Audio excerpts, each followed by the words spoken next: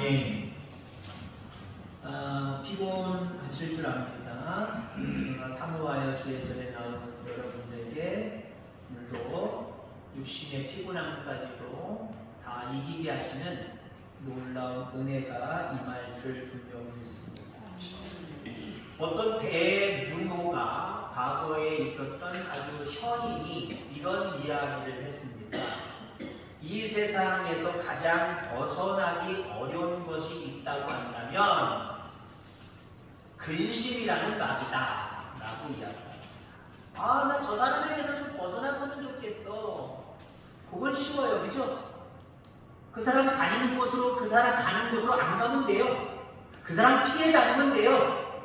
근데 정말 저건 벗어나고 싶은데 끈질기게 우리 인생, 우리의 삶 가운데 따라붙는 마귀가 있습니다. 그게 누구라고요? 성경에 나오는 이야기는 아니지만 근심이라고 이야기합니다. 그런 것 같죠? 근심은 우리에게 좋은 건 아니에요, 그죠? 근심을 좋아할 사람이 이 세상에 어디 있습니까? 그런데 우리는 늘 근심을 늘 얹어놓고 살아가요. 개들이 물에 묻으면 자기 털이 물에 묻으면 어떡합니까? 거의 털려요. 아주 희한하더라고요. 우리도 근심을 좀 털어버리려고 무진장 애를 나름대로 여러분들 막 몸부림을 칩니다. 근데 여러분들 그 근심이 떨어져 나갑니까? 아마 절대 안 떨어져 나가는 것 같아요. 평생 그냥 이고 살아가는 것 같아요. 짊어지고 살아가는 것 같아요. 나사렛 예수 그리스도 이름으로 명하노니 근심마귀야 떠나갈지어다. 아멘. 떠나보내셔야 돼요. 우리 그리스도인들은 그래야 돼요.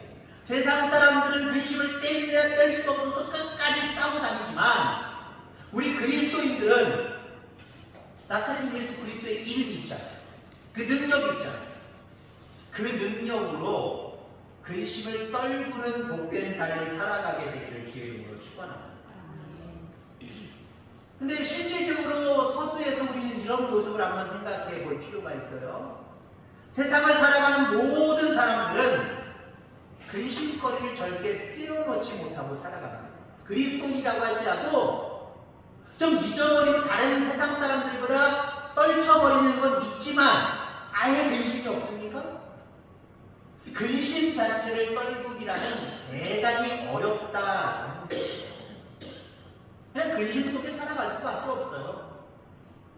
그런데 사복음서, 이 복음서에서 예수님은 근심에 대해서 2번밖에 다루지 않고 있어요.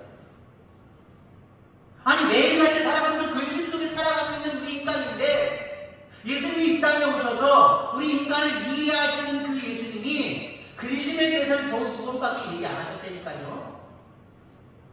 아니 우리의 속마음까지 다 헤아리시는 하나님이, 그 주님이 우리가 근심 속에 살아갈 수밖에 없는데 근심을 떨굴 수 있는 방법을 여러 번, 수십 번, 수백 번 말씀하셔야 되는데 겨우 2번밖에 말씀하고 있지 않다는 거예요. 그 두 가지가 두 번이 언제냐? 산상수훈에서 말씀하고 있습니다. 무엇을 먹을까? 무엇을 입을까? 무엇을 마실까? 염려하지 마라. 근심하지 마라. 이때 근심에 대해서 말씀하셨어요. 어쩌면 무엇을 먹고 입고 마시는 것은 우리 인간적인 근본적인 욕구잖아요. 욕망이잖아요.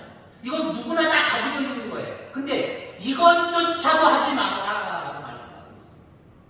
무엇을 먹을까, 무엇을 입을까, 무엇을 마실까, 이것조차도 근본적이고 근원적인 그런 근심임에도 불구하고 그것조차도 하지 말아라 라고 말씀하고 계시고요. 그게 사복음서에서 예수님이 첫 번째 근심에 대해서 말씀하신 거고요. 오늘 본문이 2번째로 말씀하신 근심에 대한 이야기입니다.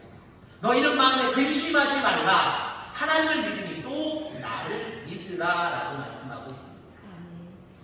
단호하게 말씀하세요. 우리 인간을 지으시고 인간을 이해하시는 그 예수님께서 단호하게 말씀하세요. 내가 만든 인간이지만, 내가 다 알고 있지만, 근심을 쌓아내고 살아갈 수밖에 없지만, 그래도 너희들은 근심하지 말아라! 단호하게 말씀하십니다. 내가 너희를 잘 알지. 그래, 아유, 근심할 수밖에 없어. 어쩔 수 없어. 그냥 근심하고 살아. 이 얘기가 아니에요. 아니면 금방 내가 근심을 없애줄게. 이런 말씀도 하시지 않았어요. 그냥 근심하지 말라라고 단호하게만 말씀하고 있다라는 겁니다.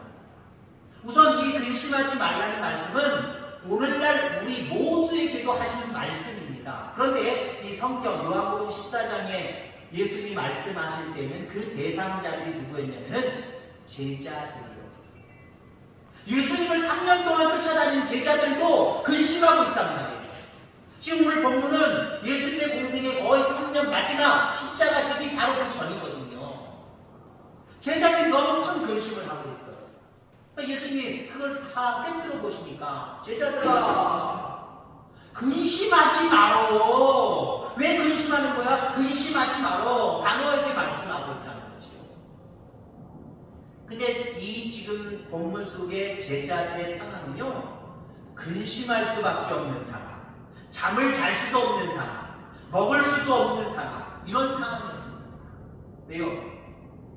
예수님을 따라다니면서 기쁨도 많았어요. 뿌듯함도 많았어요. 보람도 많았어요. 왜? 예수님이 가시는 곳마다 물론 시비 거는 사람들도 있지만 예수님 말씀 한마디로 조용히 잠잠하게 만들어버렸고, 예수님을 쫓아다니니까 예수님께서 많은 질병자, 죽은 자까지 살리는 그 모습을 통해서 얼마나 내가 예수님 제자다 하고 우쭐거리면서 보람을 느끼고 희열을 느낄 때가 얼마나 많았습니까? 근데 이런 제자들이 오늘 본문 바로 이전에 예루살렘으로 들어갑니다. 예루살렘으로 들어가는 다음부터는요, 이게 딴판이에요.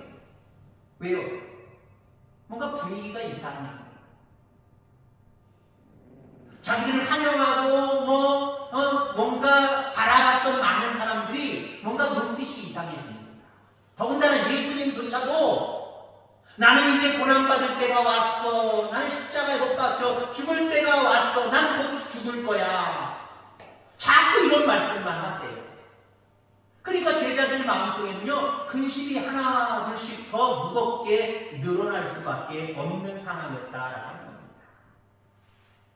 언제 무슨 일이 터질지 모르는 예측할 수 없는 긴장감이 제자들 가운데 엄습해 오고 있었다라고 하는 거죠. 이런 상황 속에서 제자들이 근심하는 것은 어쩌면 당연한 겁니다. 제자들의 근심은 크게 세 가지라고 볼 수가 있습니다. 오늘 본문 속의 제자들은 왜 근심하고 있느냐? 첫째는요, 예수님의 운명 때문에. 예수님의 운명 때문에. 앞서서도 얘기했지만 예수님이 자꾸 나 죽을 거야, 나 죽을 거야, 이제 곧 죽을 거야. 핍박자들을 통해서 나는 핍박받고 죽을 거야. 자꾸 이런 말씀만 하고 계시다라고 하는 거죠. 어쩌면 자기 자신의 운명 때문에 그래요. 여러분들, 우리가 걱정하고 염려하는 부분들이 이 운명을 다른 말로 표현하면 뭘까요? 세상 사람들이 자주 쓰는 단어가 있죠. 팔자. 아이고 내 팔자야. 아이고 내 팔자야. 우리가 걱정하고 근심하는 이유는요, 내가 바라봤던 팔자가 펼쳐지지 않고 있기 때문에 그래요. 예수님 쫓아다니면 뭔가 다를 줄 알았는데 예수님이 자기 자신 이제 죽는데 끝이에요. 아마 이 제자들이 한국에 어떤 살고 한국에 어떤 뼈대를 두고 토대를 두었다고 한다면 이 제자들 입속에서 이런 말들이 자꾸 튀어나왔을 것 같아요. 아이고 내 팔자야. 아이고 내 팔자야. 예수님이 돌아가신다 그러니까 그 예수님의 운명 때문에 자기들의 운명과 결부시켜서 지금 근심하고 있는 거예요. 또 제자들이 근심하는 두 번째 이유는요, 자신들이 갖고 있던 세상의 끝이 산산조각 났기 때문에 그래요. 이 제자들은 대부분 어부였어요. 배를 버렸고요, 그물을 버렸고요, 뚱함을 버렸단 말이에요. 그리고 예수님을 3년 동안 쫓아다니고 있단 말이에요. 그랬던 그들이 나름대로 자기 자신들이 꿈꿔왔던 게 있을 거란 말이에요. 물론 잘못된 꿈이지만 예수님 쫓아다녀서 예수님이 왕이 되시면 난 영의정이 될 거야, 난 자의정이 될 거야, 나는 좌편했을 거야, 나는 우편했을 거야, 나 한 자리 해먹을 거야.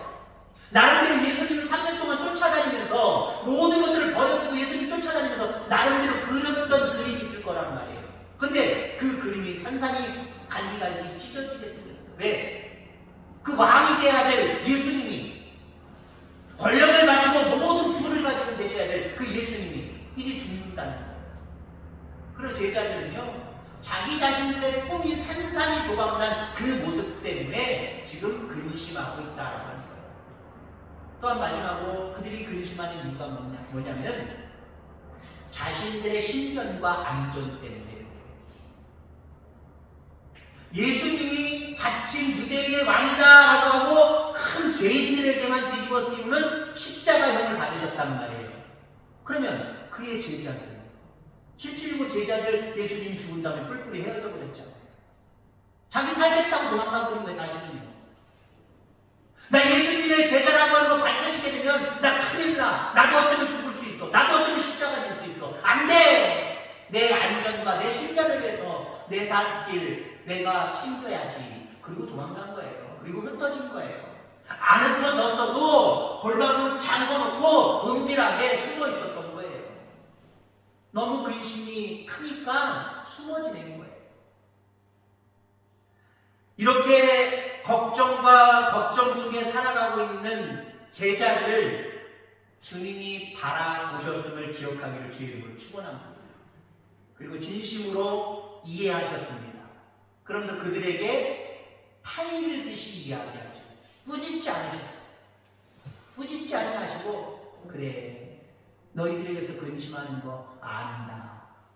알지만 근심하지 마라.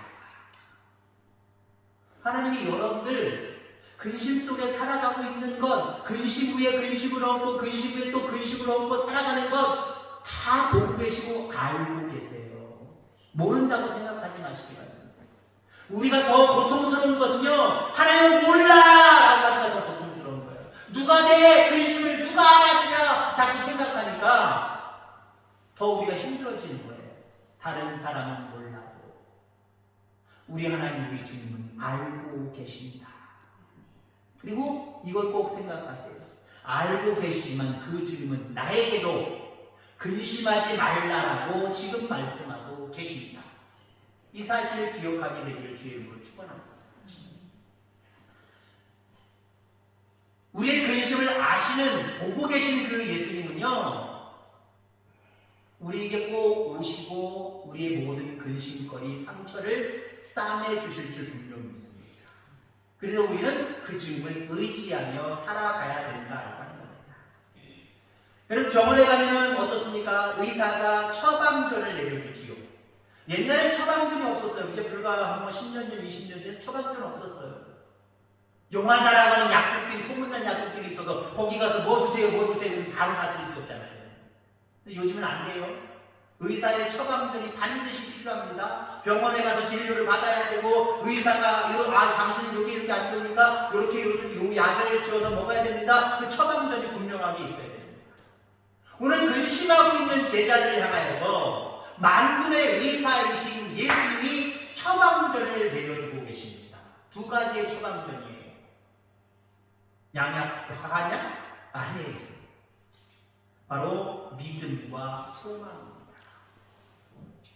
그렇습니다. 우리 가운데 확실한 믿음이 있고, 특별히 소망, 천국에 대한 소망이에요. 영원한 생명의 나라에 대한 소망이에요. 이게 확실하게 있는 사람들은요, 그만큼 근심이 떨궈져 나가요.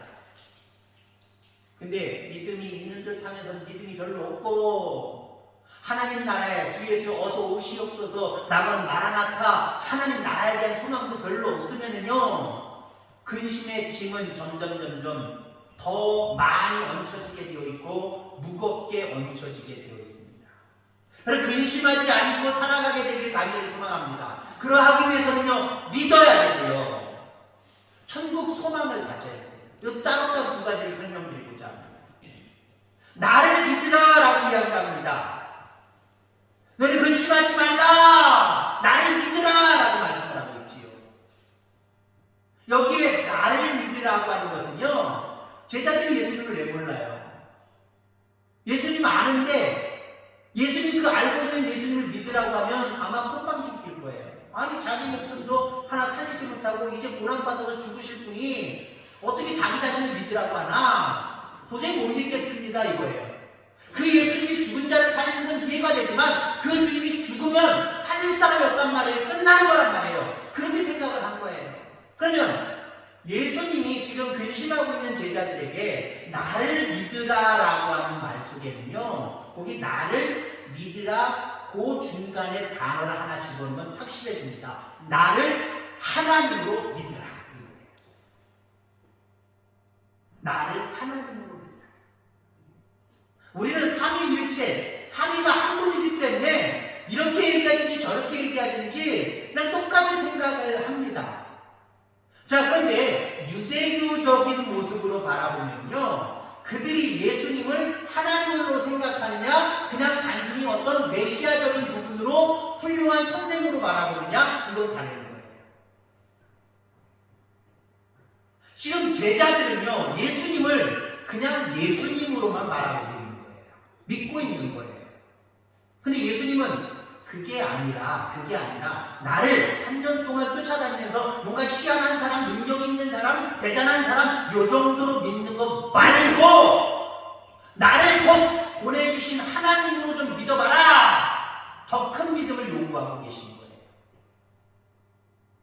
여러분들, 이 성경시대의 유대인들도 그렇고요, 지금도 마찬가지예요.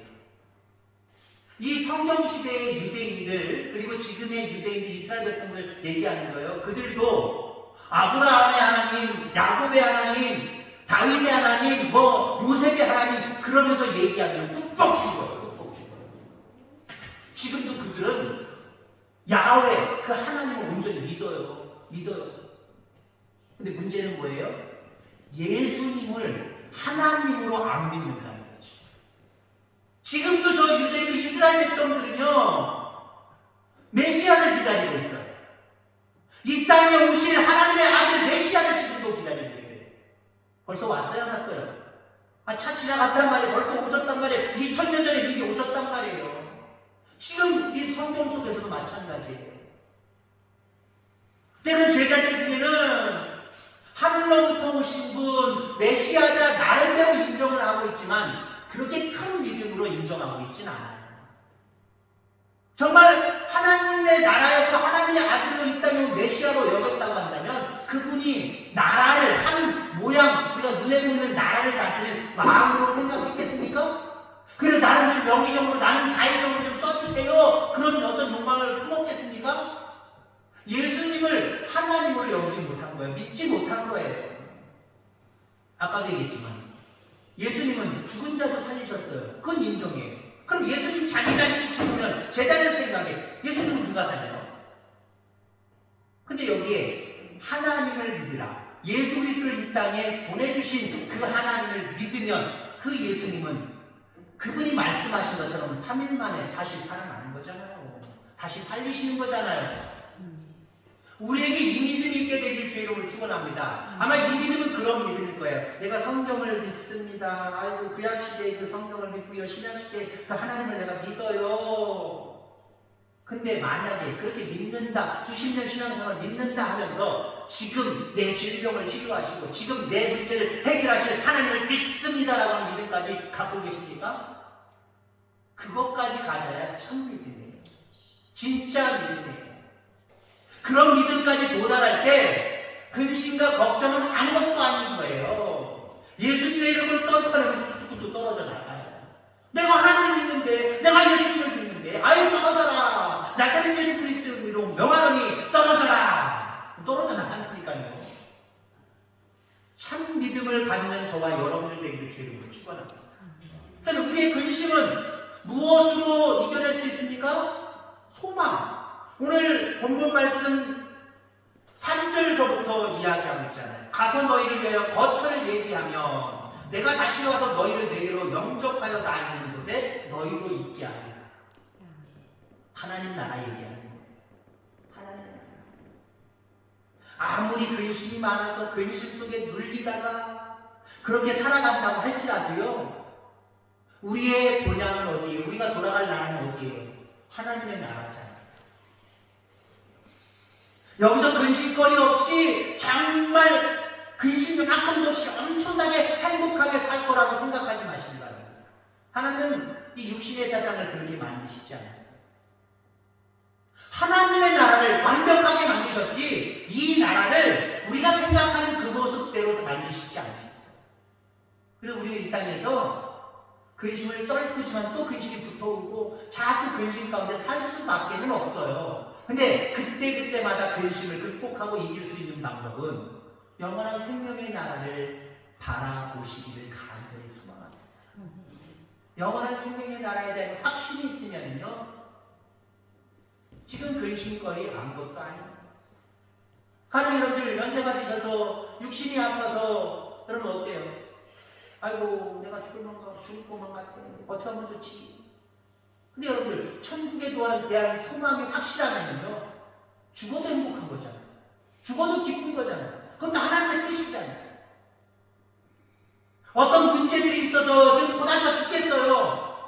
그런데 여러분들 영원한 생명의 나라에 들어가면 그거 아무것도 문제가 되는 게 아니에요. 말 그대로 영원한 나라입니다.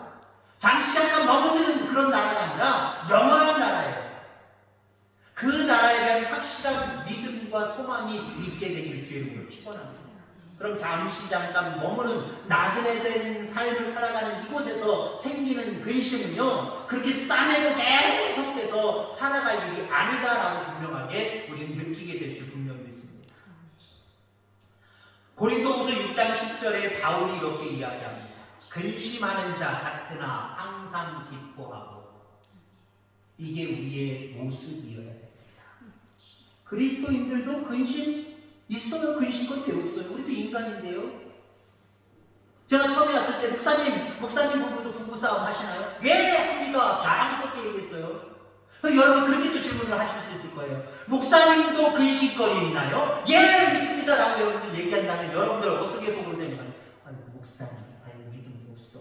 아이고 어떻게 목사님 근심거리가 있대? 그러시겠습니까? 그러셔도 여러분이 저한테 목사님도 근심거리 있으세요? 라고 질문하면요, 주저주저 할 것 없이 저도 얘기할 거예요. 저도 근심거리 있어요.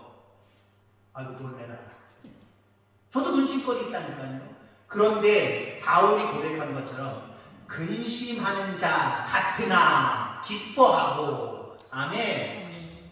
우리는 근심에서 벗어날 수 없어요. 근심거리 속에 살아갈 수밖에 없어요. 한 개도 근심거리가 없다 거짓말이에요. 우리 근심 속에 살아갈 수밖에 없습니다. 그러나 기뻐하며 살아가시기 바랍니다. 아직 어떤 근심이 해결되지는 않았어요. 그러나 기뻐하시기 바랍니다. 왜? 하나님을 믿고 예수 그리스도를 믿고 영원한 생명의 나라를 생각하면 지금 근심거리 속에 있지만 그래도 흐뭇하게 얼굴에 웃음이 돋아나야 되는 거예요. 그런 저와 여러분들 되어지게 되기를 주의 이름으로 축원합니다. 주님만 믿으면, 장차 오실 주님에 대한 소망만 가지고 있으면 근심 속에서도 기뻐하는 삶을 살아갈 수가 있어요. 저와 여러분이 그런 삶을 살아가게 되기를 주의 이름으로 축원합니다. 그리할 때 근심도 떨궈져 나갈 뿐만 아니라 아직도 떨궈지지 않은 그 근심을 주님이 오셔서 해결해 주세요. 더 큰 기쁨을 가지고 살게 해주세요. 이 놀라운 은혜까지 누리며 살아가는 하나님의 사람들 다 되어지기를 주의 이름으로 축원합니다. 하나님 아버지 감사합니다.